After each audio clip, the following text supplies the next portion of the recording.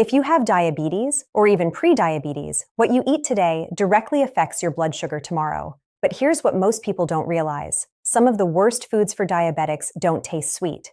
They don't look like desserts, and many are labeled as healthy. That's the dangerous part, because blood sugar spikes don't always come from candy. They often come from foods you were told were safe. And tonight, we're going to talk about 15 foods diabetics should avoid, or at least seriously limit, if you want better blood sugar control, fewer spikes, and long-term protection for your eyes, kidneys, heart, and nerves. But before we start, if you care about protecting your health with calm, research-based guidance, please take a moment to subscribe to my channel. I create clear, practical videos designed to help you take action early, not after complications begin. Now let's get straight to it. When you eat, your body breaks carbohydrates into glucose. That glucose enters your bloodstream. Insulin's job is to move that glucose into your cells. But if you have diabetes or insulin resistance, that system doesn't work efficiently. So blood sugar rises higher and stays high longer, and repeated spikes cause damage. Damage to blood vessels, nerves, kidneys, retina, heart tissue. This damage doesn't happen overnight. It happens quietly, meal after meal, year after year. So the real question isn't just, is this food sweet? It's, how fast does it spike blood sugar? How long does it keep it elevated? Does it increase insulin resistance over time? The first food on our list may surprise you. White bread. It doesn't taste sweet, but white bread is made from refined flour. Refined flour acts almost like sugar once digested. It breaks down quickly, it absorbs rapidly, it spikes blood glucose sharply, and many people eat it daily. Toast, sandwiches, burgers, dinner rolls. Even wheat bread is often mostly refined flour unless labeled 100% whole grain. White bread creates fast spikes, and repeated spikes increase insulin resistance. That makes blood sugar harder to control over time.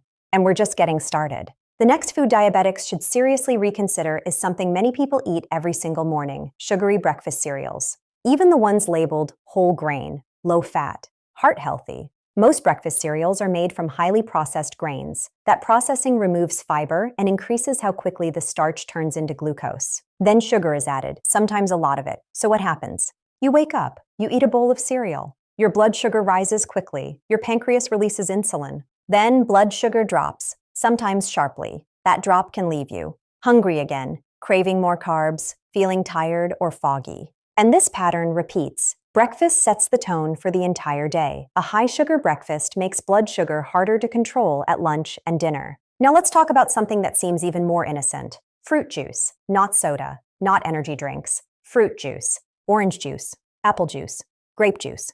Here's the issue. When fruit is juiced, the fiber is removed. Fiber slows sugar absorption. Without fiber, the natural sugar in fruit becomes concentrated and rapidly absorbed. One glass of orange juice can contain as much sugar as soda, but because it's natural, people assume it's safe. For someone with diabetes, juice can cause a fast and significant spike in blood sugar, even 100% juice. Whole fruit is different. It contains fiber, it requires chewing, it slows digestion. Juice does not. Now let's move to another common blood sugar disruptor: flavored coffee drinks. Many popular coffee beverages contain syrups, sweetened milk, whipped cream. Some contain 30 to 60 grams of sugar. That's more than many desserts. Even if you skip dessert later, the damage has already been done in the morning. Liquid sugar is absorbed faster than solid food. It causes rapid glucose elevation. And liquid calories don't create fullness the way solid food does, so you may still feel hungry soon after. We've now covered white bread, sugary cereals, fruit juice, sweetened coffee drinks. Notice a pattern? Highly processed, low fiber, rapid absorption.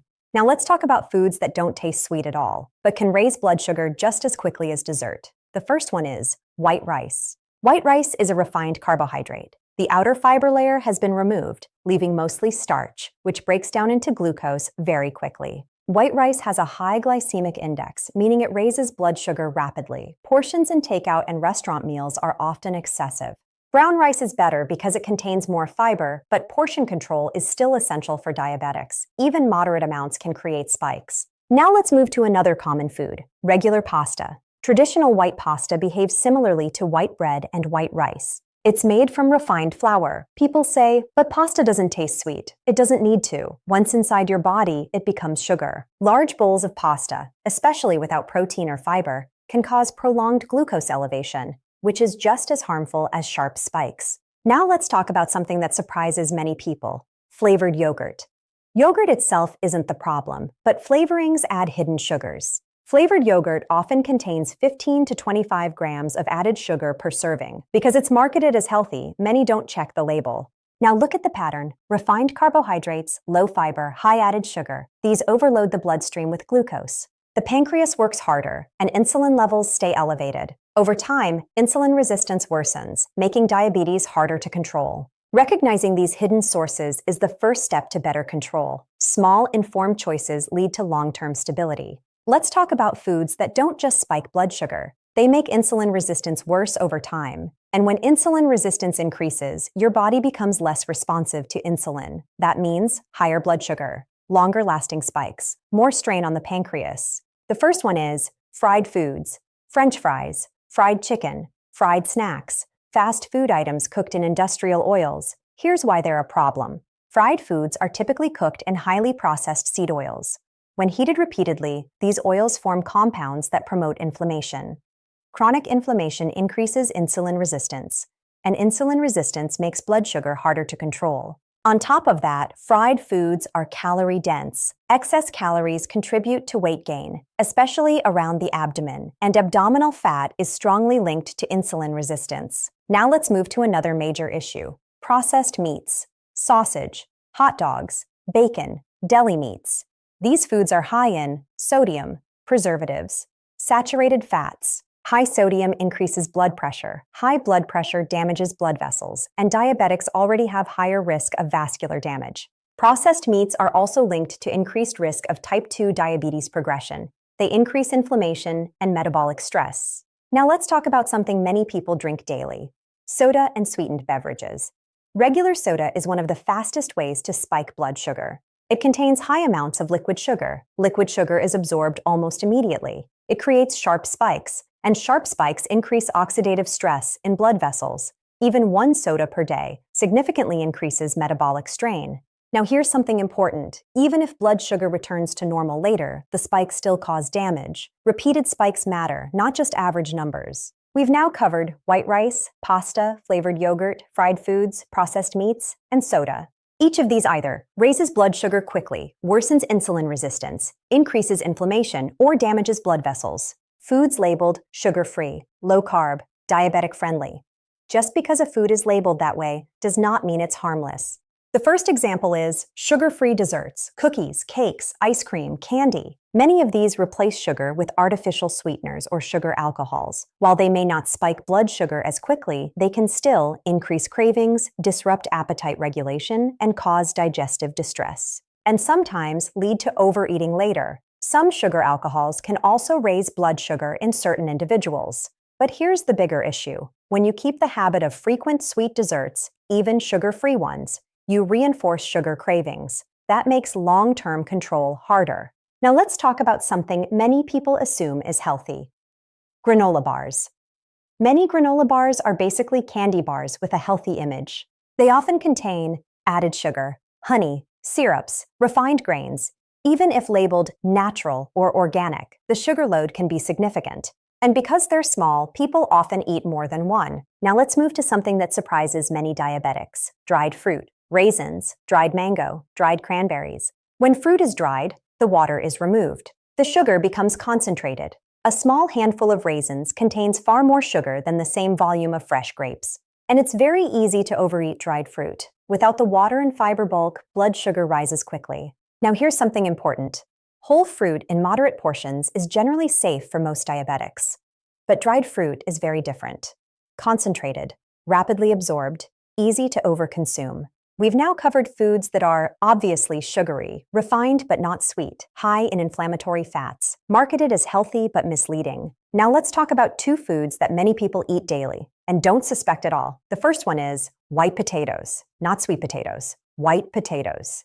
Baked potatoes, mashed potatoes, French fries, and chips. White potatoes are very high in starch, and starch quickly becomes glucose. Even though potatoes contain nutrients, their glycemic load can be significant, especially in large portions. Preparation matters. Mashed potatoes are absorbed even faster because they are broken down during cooking and preparation. This makes blood sugar harder to control. This doesn't mean you can never eat potatoes. It means portion size and preparation matter for long-term stability. Now let's talk about the next one, commercial smoothies. Many people think smoothies are automatically healthy, but store-bought smoothies often contain fruit juice, added sweeteners, and sweetened yogurt. One large smoothie can contain 60 to 80 grams of sugar. Even if it's natural sugar, that much at once overwhelms blood sugar regulation. Blending removes the chewing process that slows absorption. A small homemade smoothie with berries, unsweetened yogurt, spinach, and protein is very different. Balance matters. We've now covered 13 foods, and if you've noticed a pattern, it's this: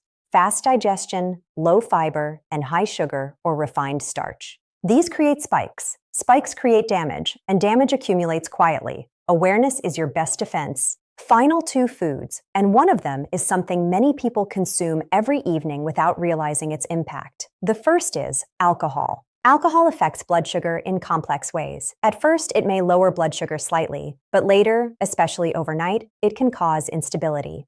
For diabetics, alcohol can interfere with liver glucose regulation, increase risk of nighttime hypoglycemia, worsen insulin resistance with regular use, and add empty calories that promote weight gain. Many alcoholic drinks also contain hidden sugars. Cocktails, sweet wines, mixed drinks, flavored spirits, even beer contains carbohydrates that can raise blood sugar.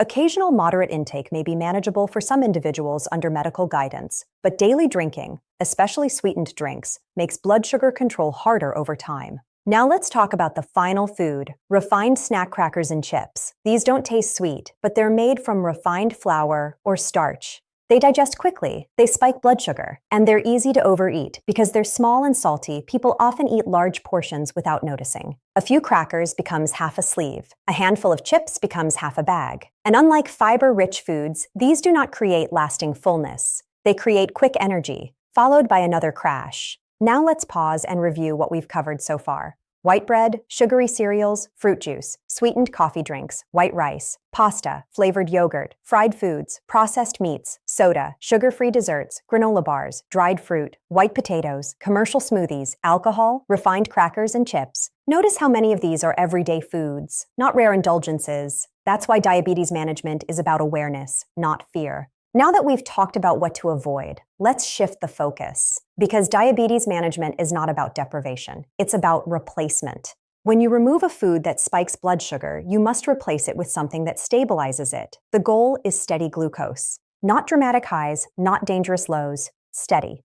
So what should you focus on instead? First, fiber. Fiber slows digestion. It slows glucose absorption. It reduces spikes. Foods rich in fiber include leafy greens, non-starchy vegetables, beans in moderate portions, whole grains in controlled amounts, chia seeds, flax seeds. Second, protein. Protein helps stabilize blood sugar when combined with carbohydrates. It reduces post-meal spikes. Examples: eggs, fish, chicken, Greek yogurt, plain, tofu, nuts in moderation. Third, healthy fats. Healthy fats slow digestion and improve insulin sensitivity. Examples: olive oil, avocado, nuts, seeds. When you build meals around vegetables plus protein plus healthy fats, you naturally reduce glucose swings.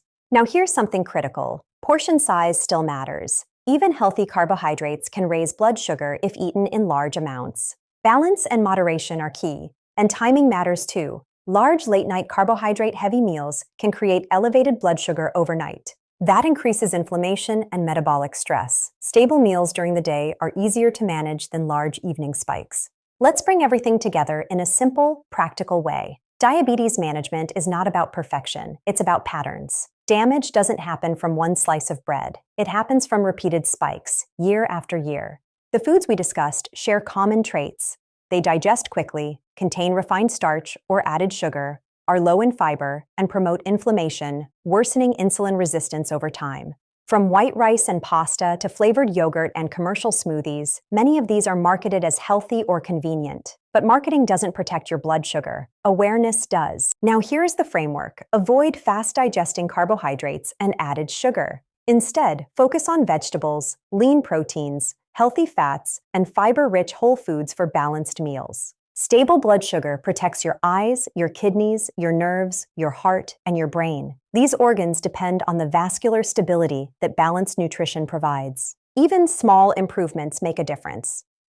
Replacing soda with water or sugary cereal with eggs and vegetables creates sustainable, long-term health without a dramatic overhaul. Diabetes management is not about fear, it's about control. And control begins with understanding how food affects your body. Every balanced meal is a step toward better health. If this video helped clarify things for you, consider subscribing for more evidence-based health guidance. Your future health is shaped by what you do consistently. Thank you for watching.